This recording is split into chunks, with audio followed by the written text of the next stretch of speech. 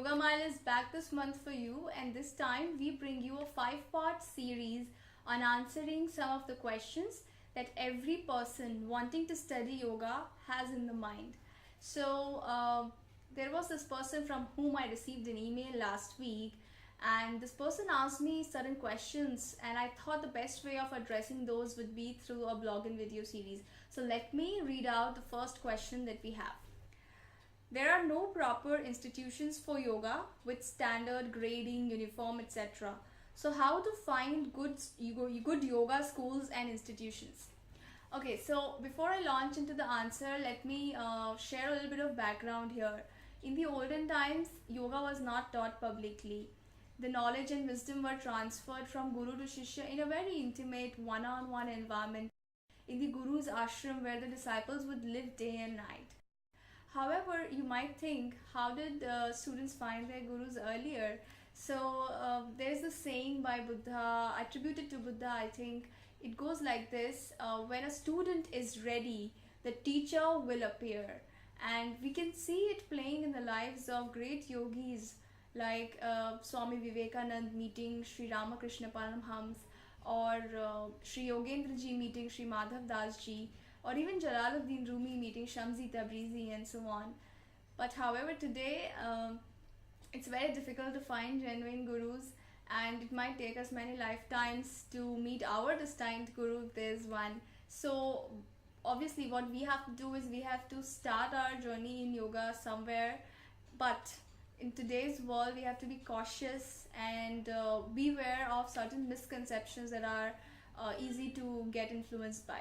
So on one end, we have to be careful that we are not misguided by the stereotype of orange robe and long beard.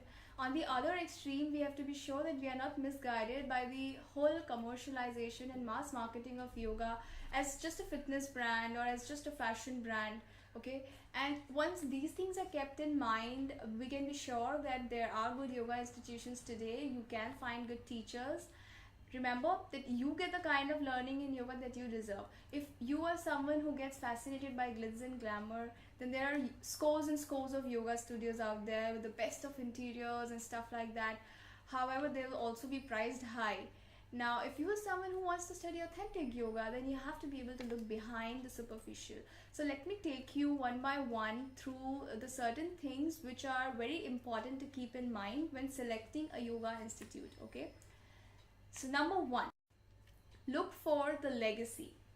Good yoga institutes can be identified based on the legacy they carry and the credibility they have built over years. Look for when was the institute established. There are institutions which have been around since the early 1900s. Now these are institutes which can certainly be considered because they have stood the test of time. Again, you can look at the background of the founders of the institute. Now, the founder is someone who has received learning in yoga as per the ancient traditional discipline.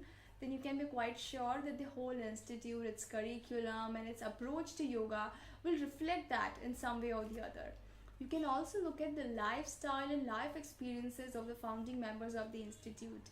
They won't be vocal about it in many cases, but you can get a sense of it through word of mouth.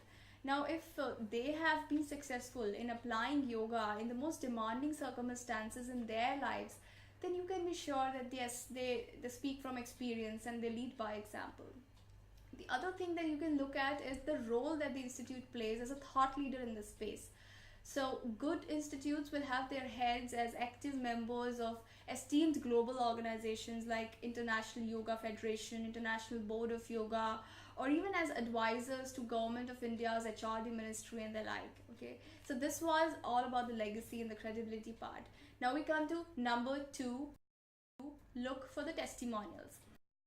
Read about people who have actually benefited from the institute. What are they saying? Are there online reviews? Today you can find them on Facebook or Google, but be careful to not go by the number of likes or the number of videos uploaded online, because that may not be the best criteria to judge the competency of an institute. Secondly, you can observe the alumni of the institute. How are the students doing today? Has the institute made a positive impact in their lives? If they've become teachers, do they also practice what they preach and lead by example? Okay, this is all about the testimonials part. Then number 3, listen to the discourse. This is very important. You have to find out what kind of language the institute talks in. Read their blogs, listen to their teachers and founders speaking. Are they giving you a complete picture of yoga, or are they giving you just a fraction of it? Now, there are many institutes which will expose you disproportionately to only the asanas part, and there will be some others who will expose you to pranayamas and meditative techniques.